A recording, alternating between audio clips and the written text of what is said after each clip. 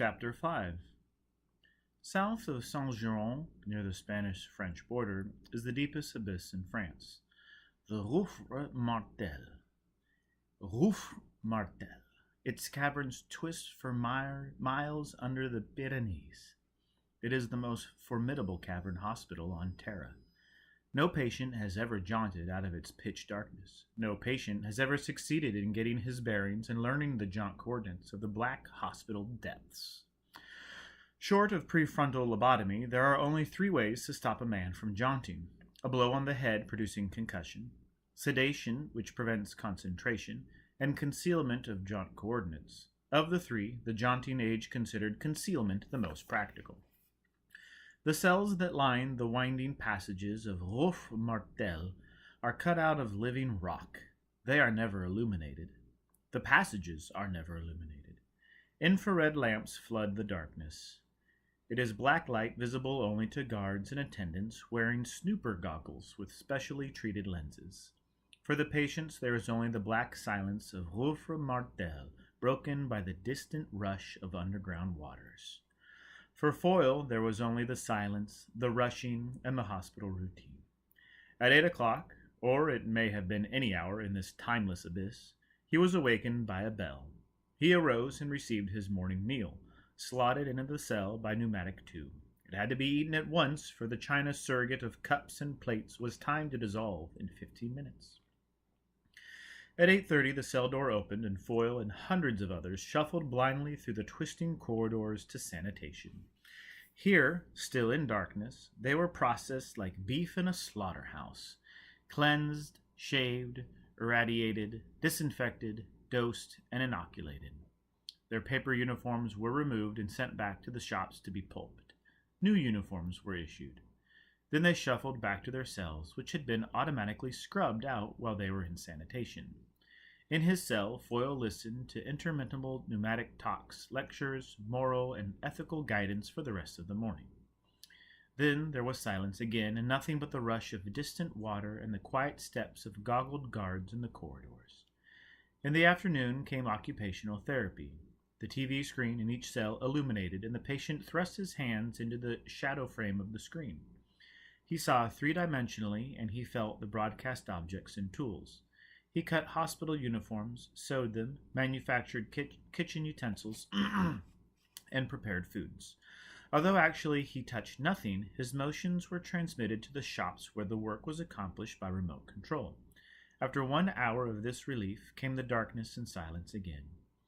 But every so often, once or twice a week, or perhaps once or twice a year, came the muffled thud of a distant explosion.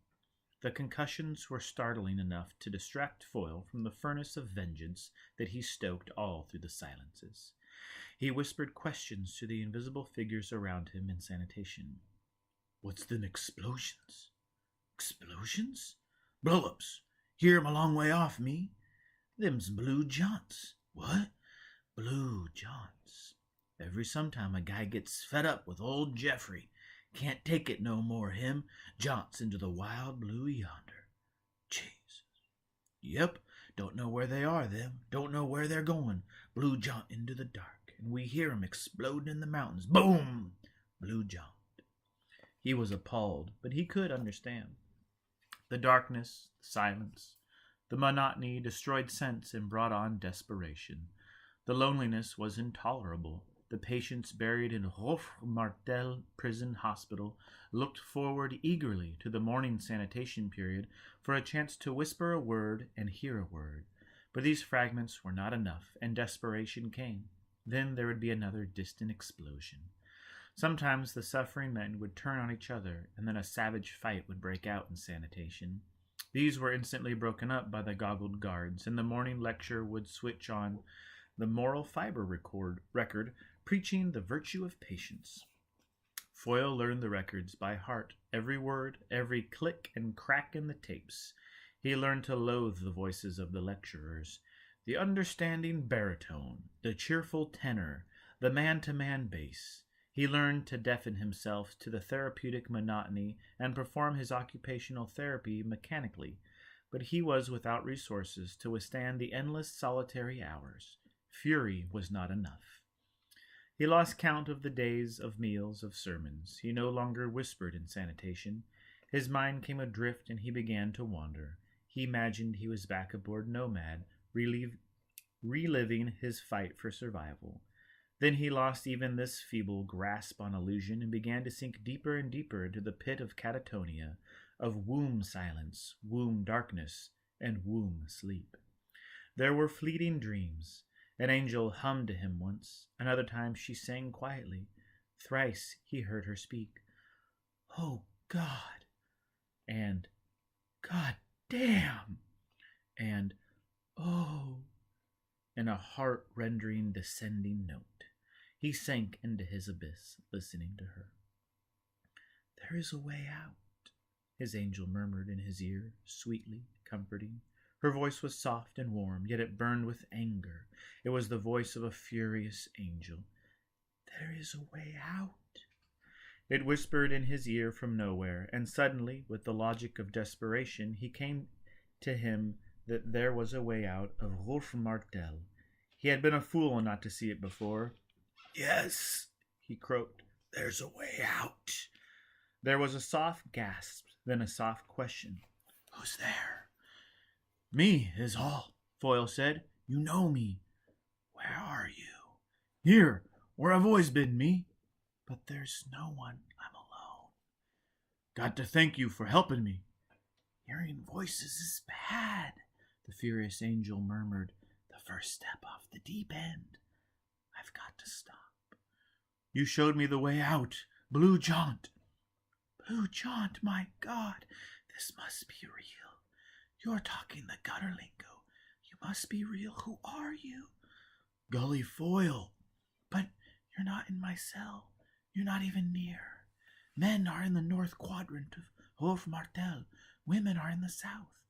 I'm south 900. Where are you?" "North 111. "You're a quarter of a mile away. How can we—" "Of course. It's the whisper line. I always thought that was a legend, but it's true. It's working now." "Here I go, me," Foyle whispered. "Blue Jaunt." "Foyle, listen to me. Forget the Blue Jaunt. Don't throw this away. It's a miracle." "What's a miracle?" "There's an acoustical freak in Wolf Martel. They happen in underground caves. A freak of echoes, passages, and whispering galleries. Old-timers call it the whisper line. I never believed them. No one ever did, but it's true. We're talking to each other over the whisper line.